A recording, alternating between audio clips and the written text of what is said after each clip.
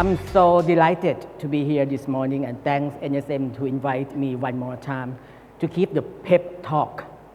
The PEP Talk is meant to be hot and spicy and engaging. And I was able to feel the vibe, the energy of your people this morning, a very energetic group of students. So please listen attentively and see. I was able to feel my curiosity into discovery and how my science project journey started. So stay tuned, be attentive, and be and be responsive because I'll be asking a lot of questions today. All right, feeling curiosity into discovery, how my science journey gets started. Okay, so I start off, as a typical Thai student, going to a local state school called Satrit Prasanmit here, And actually, I spent 13 years from my preschool to high school. Same school, never changed. But I'm still grateful to my school, to my teachers, because this school allowed me to be an outspoken person. The school allowed, which is a not conventional school at that point in time, 30 years ago. But that demonstration school, I think the system allow you to talk back to your teachers politely and express your opinion, And then this me and my sister, my mom is here today as well, and then all my all my good friends from high school. And I think the establishment of friendship is priceless. We still keep in touch all through 40 years of friendship, So please make sure that you get connected with your friends. And then, okay, next slide, please. Yep. So I got the King Scholarship, after I finished my high school. And this is a picture of the Crown Princess at that point in time, 30 years ago, grant us an audience to say goodbye, to wish us well before we took off for our journey. So picture of me with other 5 King Scholars. I think 5 of us went to the US, the other went to UK. And picture of me and my parents, sent me off at the airport 30 years ago. So I decided to pursue my journey in the US. And this is where because, to get into a good school, Ivy League, MIT, Caltech, it's difficult at that point in time to apply from Thailand. So the King Scholar normally will spend another year as a postgraduate at the prep school. And I went to Choate Rosemary Hall in Wallingford, Connecticut. It's a very beautiful campus. It's a very, very top-tier boarding school, known for its academic excellence, vibrant community, commitment to character. And it empowers me to be a curious leader and compassionate leader as well. And this is a picture of me and my advisor, Mrs. Hans, and 2 of my housemates, Andy and Ken. I got a single room, but these 2 guys live nearby. And I was quite homesick initially, but I thanks to Ken and Andy who kept cheering me up. So I built the friendship since day one that I've been to Choate Rosemary Hall. And thanks to this prep school, I was able to get into MIT, next page, studying my bachelor in chemical engineering, And then I pursued my master and doctorate at the University of Pennsylvania in Philadelphia, which is another good school, Ivy League school as well. So let's talk about MIT first. This is a picture of me in front of the famous MIT dome, on my commencement day, me and my 2 my good friends. We got the Thai Culture Day and a picture of famous MIT. But I would like you to show you this picture. What do you see in this picture except me? You see anything interesting? This picture was taken in front of my building 56. At MIT, everything goes by number. Building, major, course. I was course 10, chemical engineering. I took 1014, thermodynamics. I took 10301, fluid mechanics. I took Trend TO2, transport phenomena. I still remember all these courses, after all the years. Anything? Everything has a meaning at MIT. This picture, me in front of the building 66, which is designed by I.M. Pei. I.M. Pei is a Chinese-American well-known architect, and he is an MIT alumni as well. The letter M is right here. See M? See? M, I, M, I, T. Can you see it? See how clever the architect was, able to design that kind of MIT symbol for the building. So MIT is where innovation begins, from inventing the internet and GPS to launch about 30K company, with a lot of high technology. And that's where all the microcuriosity drive into discovery, and bold ideas turn out to be breakthroughs. So I was thankful because in my view, the undergrad 4 years is precious. Make sure you go to school that help you to cultivate your foundation, your knowledge, your skill, because that's why your brain starts growing. So I'm very thankful to get to MIT as undergrad, spending 4 years, but it's tough. One of my good friends, Dr. Valerie Thomas, said in the yearbook that 1 day in MIT is equal to 48 hours. It's a long day, it's a long day, and we have to work very hard to get our degree.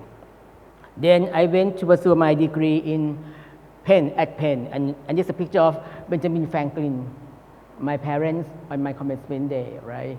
The founder of UPenn. Penn is, I think, one of the eldest Ivy League in the country. They got 8 Ivy League schools: Harvard, Yale, Princeton, Penn, Columbia, Cornell, Dartmouth. The other one is, I forgot. I'll tell you later. But Penn is where ambition meets action. As an Ivy League leader, I think it blends world-class academic with innovation. And again, I'm thankful to spend under 5 years getting my doctorate degree at Penn.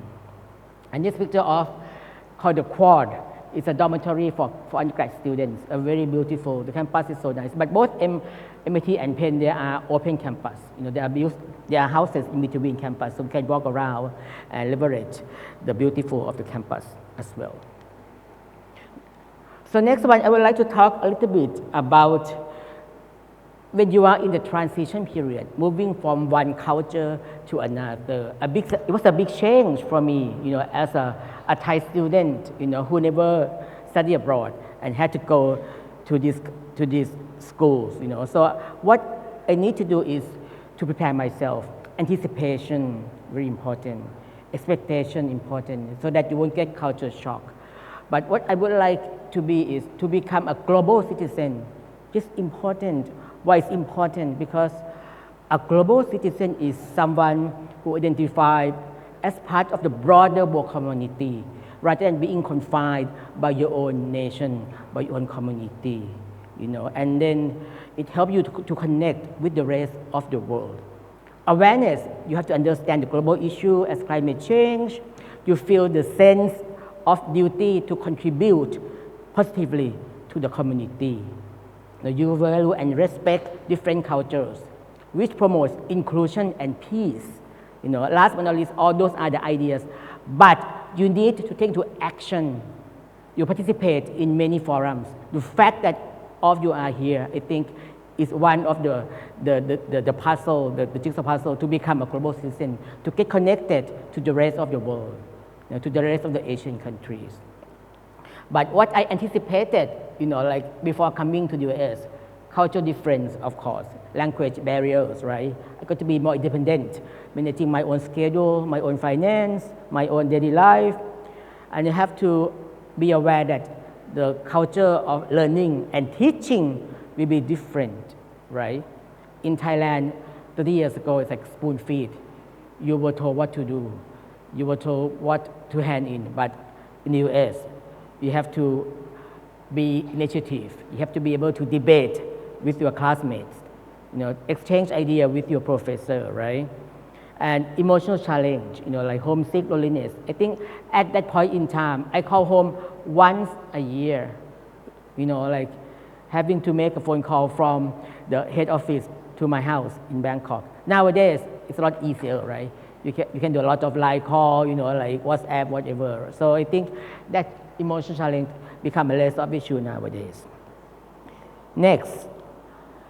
So what I need to adapt is cultural and mindset, right? First and foremost, I have to let go of assumption, like let go of the stereotype. And you have to be able to have the growth mindset for you to be able to be in a different culture. Look at me here, standing by myself in front of the Pratt House, my first dormitory, which is located at the end of the campus. It's a long walk from my dorm to the classroom, maybe 15 minutes walk to go to upper campus. So I have to adjust my timetable, to be able to wake up early, to go to class, and at least I made many good friends at this Pratt House. The cultural humility is very important, because I would like to understand that we all have acquired that element for many years to come, because it's a lifelong process of self-reflection and self-critique that helped me and my team to develop respectful relationship with people from different culture. Look at me here at the prom. The prom is like the high school social gathering, the dance at the senior year before we move apart from each other.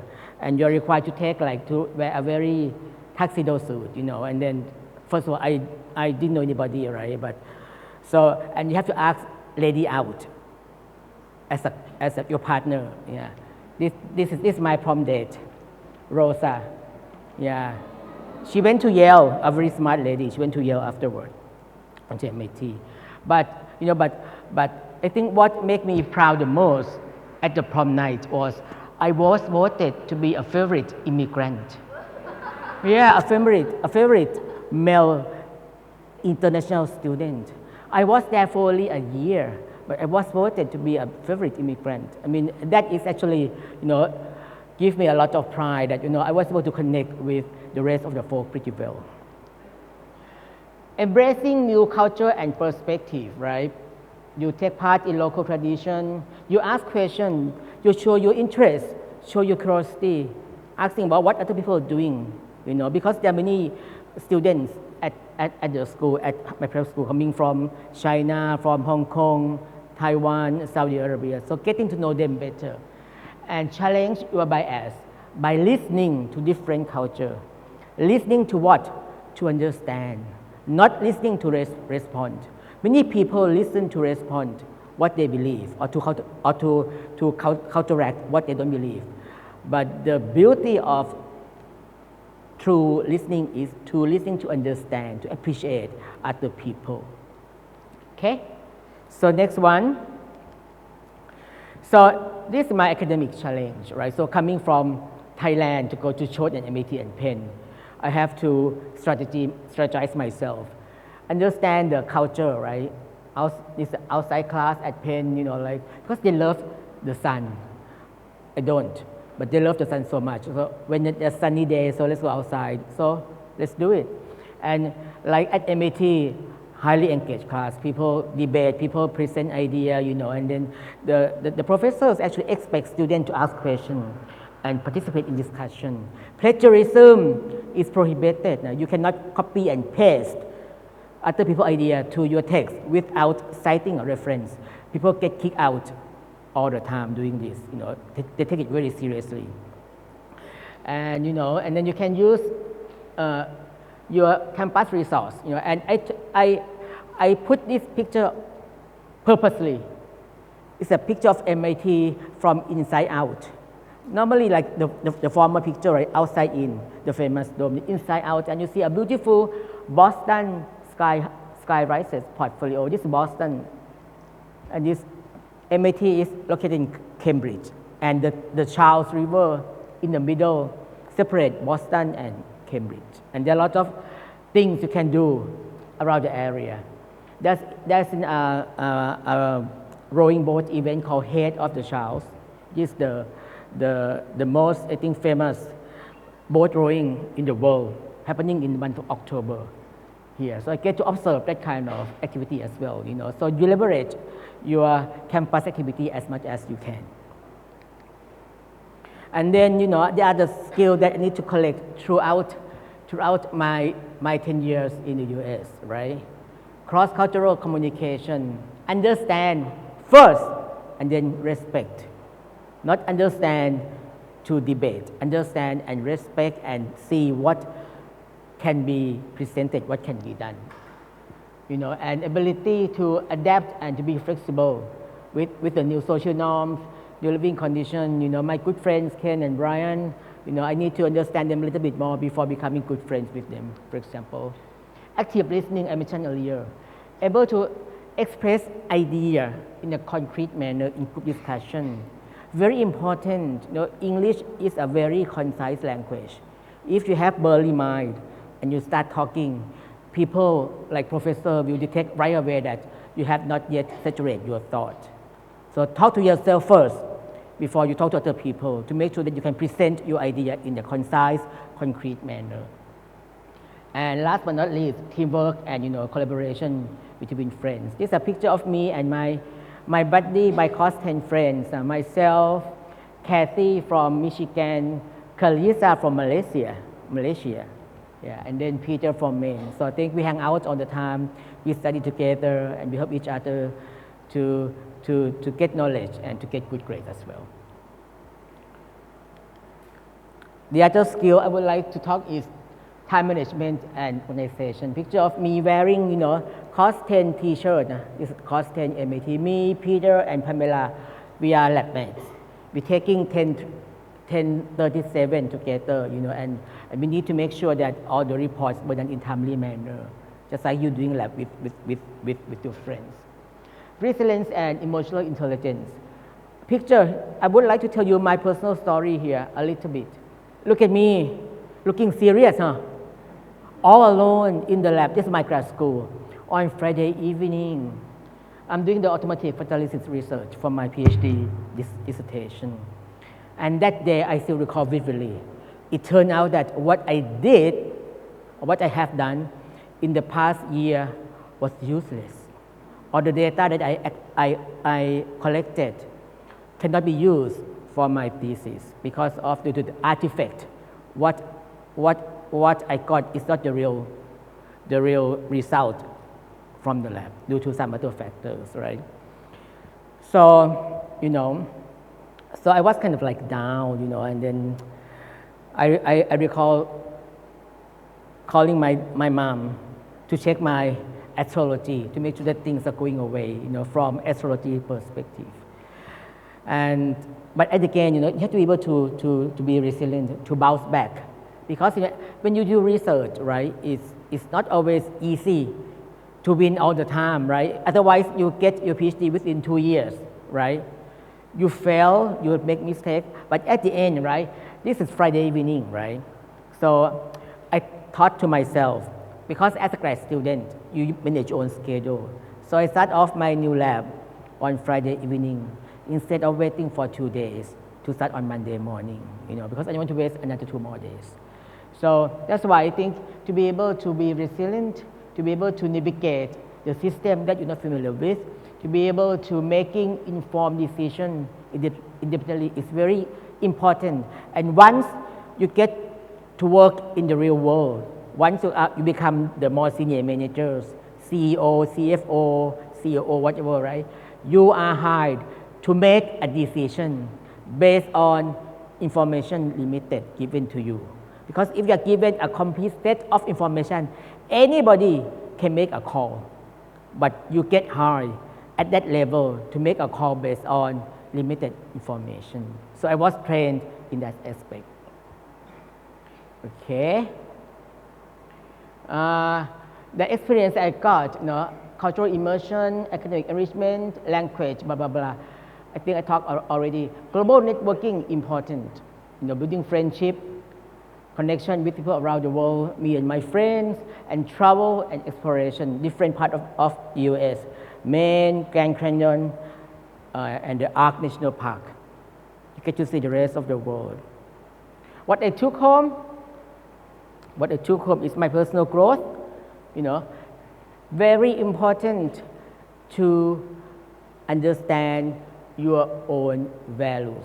Listen to me, you have to understand your own belief. Because if you don't, then the relationship, the friendship will not last very long. Some people have their lifestyle compatible, but if they believe in different foundations, it won't last long. That US stay for 10 years allowed me to understand my own values.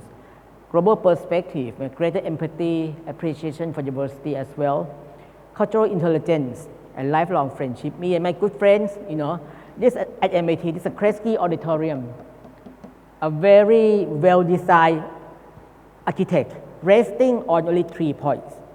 No internal support inside, very spacious. I think they use calculus to calculate the space inside it. And then this is me with my friends at various events. This is at Thailand for the Future in Asia. I was on the panel with many professors, and I give a talk about inclusion during the Women's Month in March for Amadeus company. So this is, I think, second to my last slide. So how did it help with my career going abroad?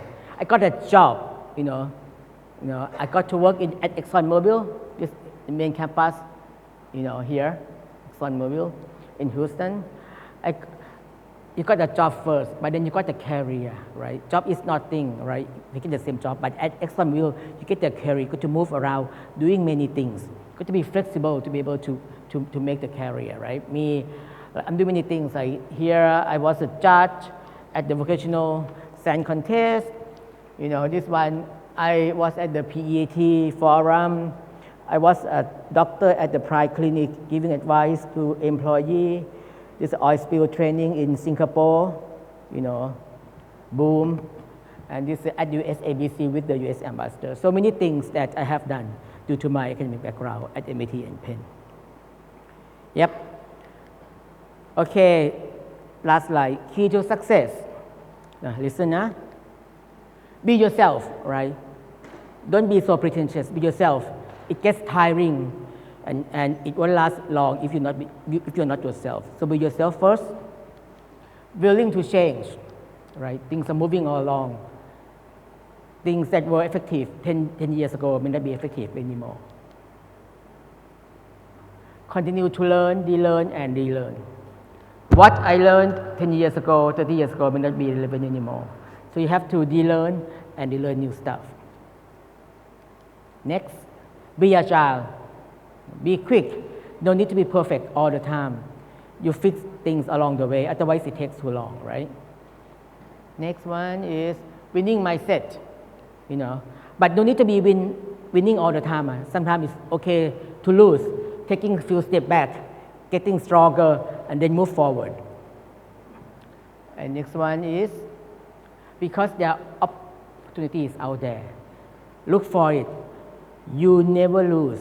You either win or learn. Listen to me. When you make mistake, no loss. Win or learn.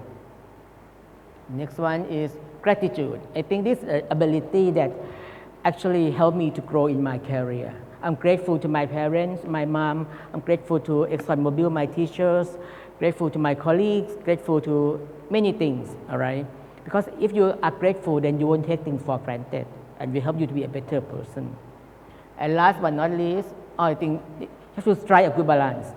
Make sure that you live in moderation. Sometimes not too left, not too right, but at the end, right, you have to make sure that you live in a very good moderation step. And most importantly, be kind to yourself. Don't be so hard on yourself, because at the end, it's you who will stay with you for the rest of your life. Be kind to yourself. It's the greatest love of all.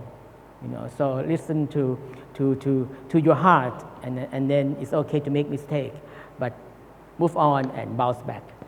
And with that, I think I will show you the clip of one of the students from Vietnam last year who attended my PEP Talk and got connected with me.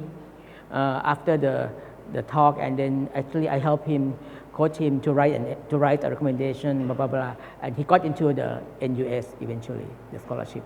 Okay, so Good morning, ISPC. Greetings from Vietnam, and congratulations to all of you, and good fortune to be here, participating in this wonderful science competition. My name is Mike. I was part of the Vietnam team participating in ISPC 2024. I hope that you guys will still pay attention to my little talk, just like how you do with Dr. Tawisak Williamson's talk. I came to ISPC with little, actually zero experience, but with great enthusiasm, curiosity, and countless questions to ask. I did win some prizes, but I also gained really valuable life lessons and experiences. Of course, shout out to Dr. Tawisak Bulwesin. I think my whole speech has been about him. And finally, shout out to ISPC for the wonders and dreams that you create for us and for many generations of competitors to come. okay.